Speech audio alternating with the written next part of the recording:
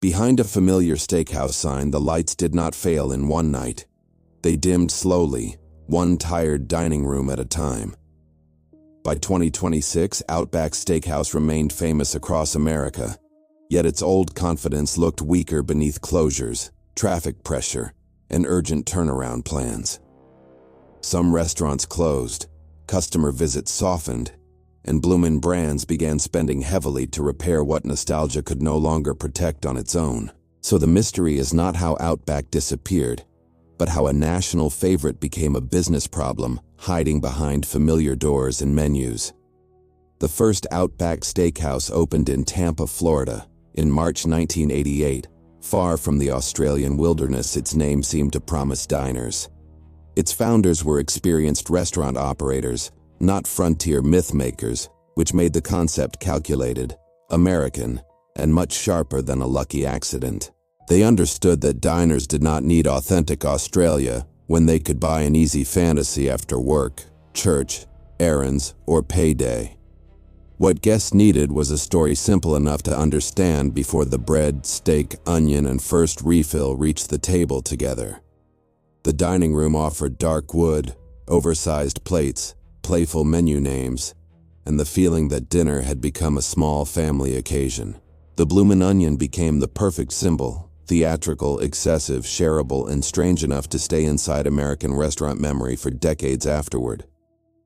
In the 1990s, that formula landed inside middle-class America with the force of almost perfect timing and unusually broad appeal nationwide. Families wanted something above fast food, below fine dining, and familiar enough to trust when the weekend finally arrived with paychecks ready. Outback gave them steak, potatoes, ribs, bread, and a theme that turned an ordinary suburb into a brief adventure at dinner time for families. Within a little more than a decade, the chain had grown into hundreds of restaurants and carried the same fantasy overseas quickly. The expansion made Outback look less like a clever novelty and more like a permanent fixture of American casual dining culture nationwide. But restaurant empires can become trapped by the same costume that once made them famous, especially when culture moves somewhere else entirely. A theme that felt fresh during one pop culture moment can feel dusty when that moment fades from the public imagination completely. What looked fun in the mall era slowly began to resemble evidence from an America many diners had already left behind culturally. While Outback aged in public, the casual dining customer changed quietly, relentlessly, and without asking older chains for permission from headquarters executives. Fast casual restaurants taught diners to expect speed, customization, cleaner branding, and value without committing to a long evening after work anymore. Direct steakhouse competitors sharpened their identities around a clearer American promise built on steak, rolls, noise, energy, price, and convenience every night.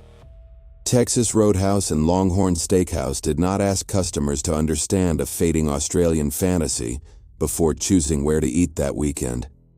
They simply told America what the meal was, and that clarity became a weapon against older, more complicated restaurant brands everywhere in comparison. Outback still had awareness, but awareness alone cannot make a family choose one parking lot over another on Friday night, anymore across suburbs. Then came the question every casual dining empire eventually fears most. Does this meal still feel worth the check today for families?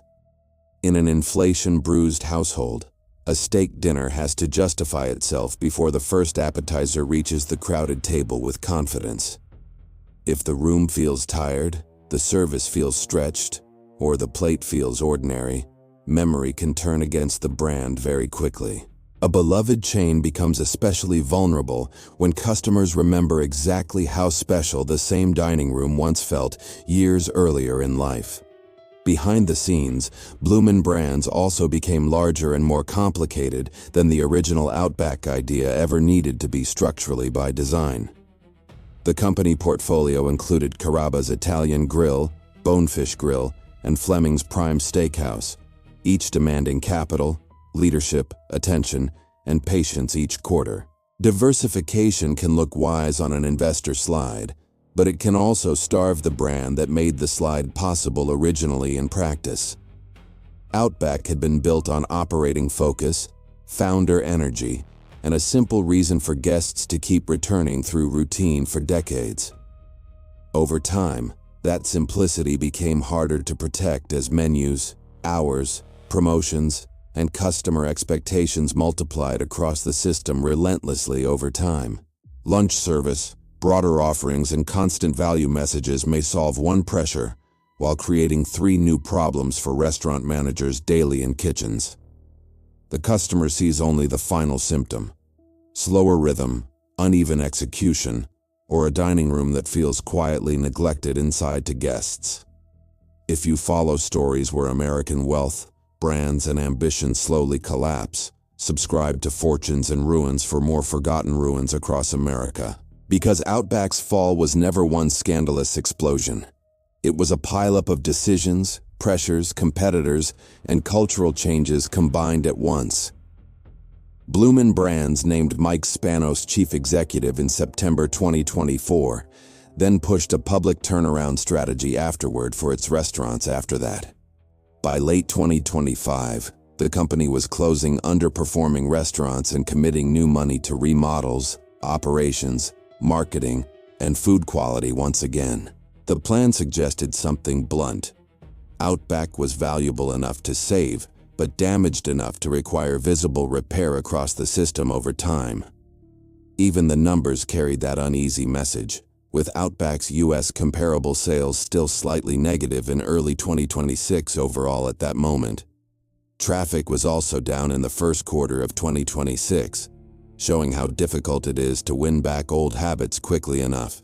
That does not mean the chain is dead, because decline in American business often looks like ordinary survival for years in public.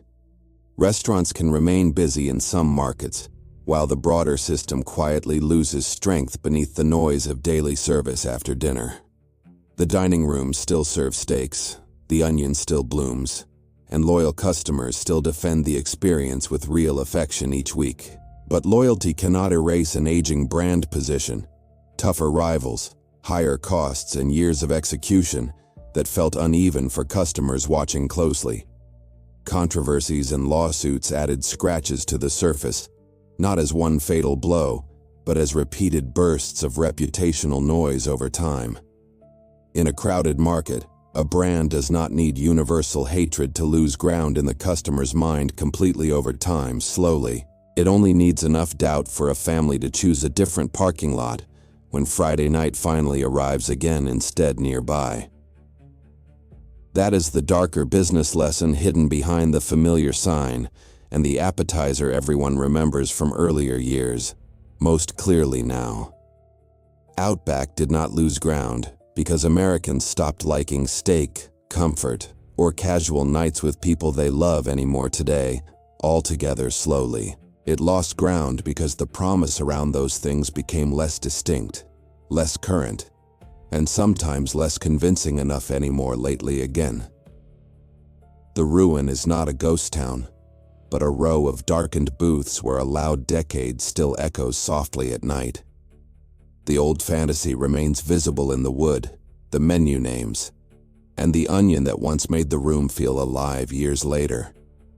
For another story of American money, power, and collapse, keep watching Fortunes and Ruins after this chapter closes tonight in silence after all, because somewhere behind another familiar brand, yesterday's empire is already learning how success becomes tomorrow's empty room in real time tonight elsewhere.